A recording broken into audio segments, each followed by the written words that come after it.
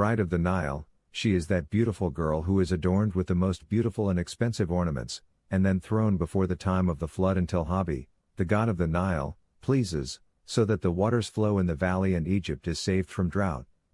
A story whose validity differed between legends and historical accounts.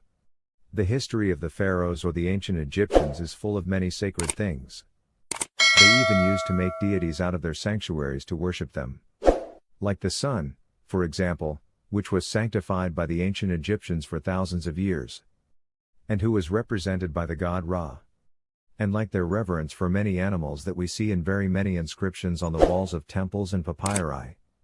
If you look, for example, on the Great Sphinx, you will find it is a human head in the body of a lion, and if you look also on the god Horus, you will find it shaped into a human body with a falcon's head and other things that were sanctified by the ancient Egyptians, and the most important of them was the great Nile River, which was the source of life for the ancient Egyptians. They considered it a very large part of their civilization, and they also began to believe that the Nile is a gift of the gods, so the Nile River for the ancient Egyptians represents the god Habi, and the word Habi here means the master. That is why the Egyptians considered him the master and bringer of good and happiness, and he is also responsible for the flooding of the Nile River every year. Her time in the Nile River was certainly to be an offering to the gods, and we saw the legend dead in many films. But is this legend real? Were the ancient Egyptians or the pharaohs the ones who made this issue?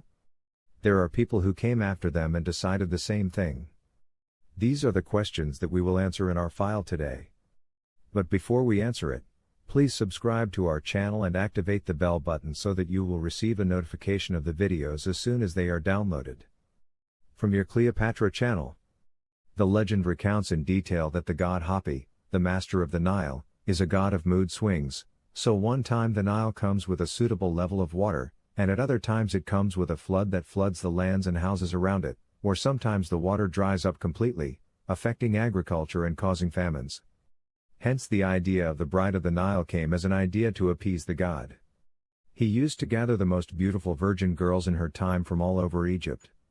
And the priest chooses the most beautiful one among them. And it is dressed and decorated with the best types of jewelry. After that, it was thrown into the Nile so that it would remain an offering to the loving god. And you don't just stay an offering. This god would like to marry her in the next world. This, of course, depends on their beliefs. And all this in the end to benefit the whole country well. And it was the custom every year on this topic until 1 year of the years there was no girl to offer as an offering to God, I would like, except for one girl only. This girl was the king's only daughter. And what was in front of them, except that they offer it as an offering to God, so that he does not get angry and overflows with goodness. When the news reached the maid of the girl, she was very sad for her. But she thought of a clever idea. And it is that she makes a wooden statue that resembles the king's daughter with patience.